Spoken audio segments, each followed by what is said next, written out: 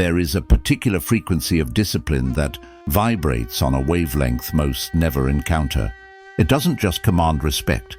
It elicits something deeper, more primal, a subtle, unmistakable fear. It's the awe-inspired fear people feel when they witness the immovable, the inevitable, the utterly consistent.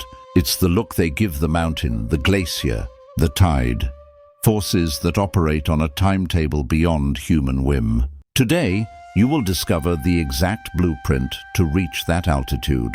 Have you ever observed that person, the one who seems to defy the very physics of human frailty? The one whose alarm never snoozes, whose workouts never skip, whose progress never halts. While the world around them succumbs to the gravitational pull of tomorrow, they remain in a relentless orbit of their own design. They are the stone in the river, unmoved as the excuses of others flow around them. And you know the whisper that follows them, the hushed tone of bewildered admiration. That's not normal. What if I told you this abnormality is not a genetic fluke? Not a superpower, but the deliberate product of a system. An ancient framework, forged not in Silicon Valley but in the silent, austere stone gardens of Japan by Zen monks. They developed a practice so potent, so self-reinforcing, that it seems to generate its own energy. They called it Guji, the practice that perpetuates itself. Once you comprehend its mechanics, not just intellectually, but in your bones, you will sever forever the cycle of starting and stopping.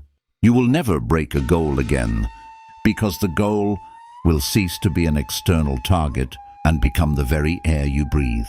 But heed this warning. This system is a blade, and it is not for everyone. It demands a sacrifice. It requires you to kill a part of yourself, a soft, chattering, negotiating part you have likely carried since childhood, a part you may mistake for your very self. This is the price of transformation. Chapter 1: The Awakening, Raphael's Loop. Our journey begins with a man named Raphael. By all standard metrics, Raphael was successful. A skilled programmer, he possessed a sharp, analytical mind that solved complex problems for a living. He understood systems, logic, and cause and effect. Yet, in the personal cosmos of his own life, he was trapped in a maddening gravitational loop. His problem was singular and devastating. He could not adhere to any habit for more than 2 weeks. His life was a graveyard of abandoned intentions. The gym membership card dusty after an initial 2-month burst of enthusiasm. The meditation app opened with serene hope, forgotten after 7 days. The stack of books on his nightstand, each a monument to 3 pages of engagement before being interred in a drawer. His pattern was as predictable as a bad script. Monday, the grand premiere. Total motivation. The world was bright with possibility. He was a gym-goer, a meditator, a reader. Identity claimed. Wednesday, the first rewrite. The mental negotiation began. My muscles are sore. Recovery is part of the process. I'm too busy today. I'll do a double session tomorrow. The identity started to feel like a costume. Friday, the curtain call. Complete surrender. The negotiated compromise had won. The costume was off, folded away with a sigh of relief and a pang of guilt. Sunday, the promise of a sequel. Lying in bed, he'd craft vows for the coming week. Next Monday, I'll start fresh. I'll be better prepared. The cycle reset. Raphael was intelligent, so he attacked the problem intellectually. He deployed habit-tracking apps, their pixelated streaks breaking his heart. He set up reward systems, a sweet treat after a workout, which only made him feel childish. He enlisted accountability partners, whose initial cheers faded into mutual enabling of slips. Nothing worked. The problem felt external, a bug in his environment.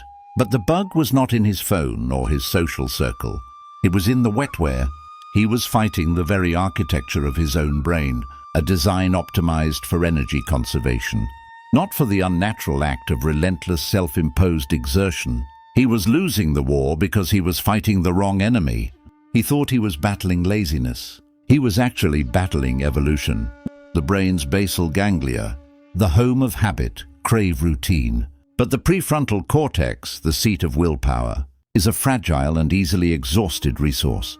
Every negotiation, Every should I or shouldn't I was a draft on a very limited reserve. By Friday, his prefrontal cortex was bankrupt. Raphael's entire approach was based on using the problem, willpower, to solve the problem, building habits. It was a psychic civil war he was destined to lose again and again. His awakening began not with a triumph, but with a moment of utter defeat. It was a rainy Thursday. He stood at his window, staring at his running shoes by the door. They might as well have been on the moon.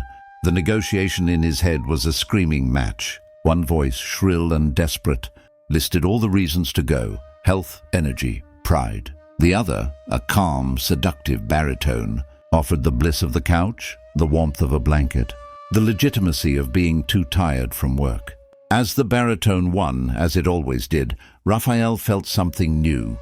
Not guilt, but a cold, clear realization. I am not in control here. I am a spectator to my own choices. That realization was the crack in his prison wall. For the first time, he saw the loop from outside the loop. He wasn't a failed striver. He was a system producing a predictable failure output. And if he was a system, he could be reprogrammed. His search for a better method led him down a historical rabbit hole, past modern psychology, into the realm of ascetics and monks, individuals who had mastered the mind, not through force, but through framework. That's where he found the principles of Guji. Chapter 2. The Anatomy of Guji, the self-perpetuating engine. Guji is not a checklist. It is an integrated ecosystem. Think of it not as a set of rules for a single habit, but as the operating system upon which any habit or any identity can run flawlessly. It consists of 4 interdependent components. Remove one and the structure wobbles. Integrate all 4, and it generates a terrifying momentum.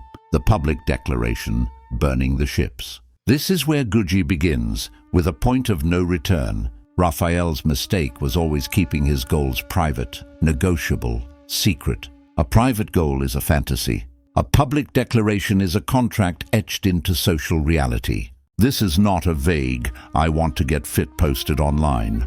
That is merely a wish. A Guji declaration is specific, irrevocable, and socially costly to break. It is Cortez burning his ships upon arriving in the New World, making retreat impossible. For Raphael, it looked like this. He called his most skeptical friend, the one who would roll his eyes at another one of Raphael's phases. He said, "Mark, as of tomorrow, I am running at 6 a.m. every single weekday morning for the next 365 days. I will text you a picture from my running route, each day by 6:15 a.m. If I miss a day, I will donate $500 to the political campaign of the candidate. You know I despise most. Notice the elements: specificity, time, activity, duration. Accountability, a real person. A consequence so viscerally painful, losing money and dignity, that it outweighs the momentary pain of the action. The declaration does not rely on willpower. It engineers a situation where keeping the promise is easier, socially and psychologically, than breaking it. It transfers the battle from your internal, shaky counsel to the immutable, external world. 2. The fixed schedule. The illusion of choice is destroyed. Raphael used to decide if he would run. Under Guji, he never decides again. The decision was made once, during the declaration. The schedule is the manifestation of that decision.